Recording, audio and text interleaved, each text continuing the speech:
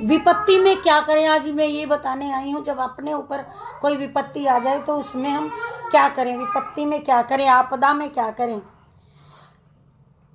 आपदर्थे धनम रक्षे दारान रक्षे दधे नेरपि आत्मानम सततम रक्षे दारेरपि धनेरपि। शब्दार्थ यह है कि आपत्ति में मनुष्य को आकस्मिक विपत्ति के लिए धन बचाना और संचित करना चाहिए, किंतु धन के बदले यदि स्त्रियों की रक्षा करनी पड़े तो धन का व्यय कर देना चाहिए।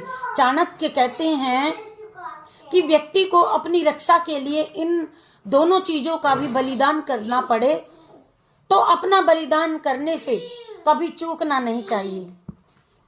ऐसी विपत्ति में स्त्रियों के लिए, अपनी स्त्री के लिए और की स्त्री के लिए, आचार्य चाणक्य के मतानुसार बुद्धिमान मनुष्य को चाहिए कि आपत्ति काल में विपत्ति के लिए धन का संग्रह करके रखे और उनकी रक्षा करे, उस धन की भी रक्षा करे। धन से भी अधिक पत्नी की रक्षा करनी चाहिए और पत्नी की रक्षा के लिए धन का व्यय खर्च करना चाहिए।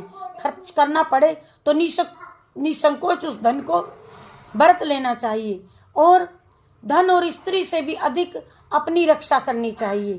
धन से भी और स्त्री से भी ज्यादा अपने रक्षा करनी चाहिए, क्योंकि अपना विनाश हो जाने पर धन और स्त्री का प्रयोजन ही क्या है, बोलो।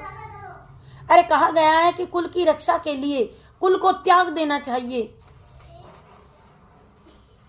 कुल की रक्षा के लिए कुल को त्याग देना चाहिए, जनपद के लिए ग्राम को छोड़ देना चाहिए और आत्मरक्षा के लिए समस्त पृथ्वी को छोड़ देना चाहिए। आत्मरक्षा के लिए समस्त पृथ्वी को छोड़ देना चाहिए। भावार्थ यह है कि आचार्य चाणक्य धन का महत्व कम नहीं आंकते हैं, क्योंकि उससे व्यक्ति को अनेक कष्टों से मुक्ति मिलती है, पर उनका यह भी कहना है कि परिवार की स्त्रियों का महत्व धन से कई गुना अधिक होता है और उनकी मान मर्यादा की रक्षा में व्यक्ति की मान मर्यादा की रक्षा होती है।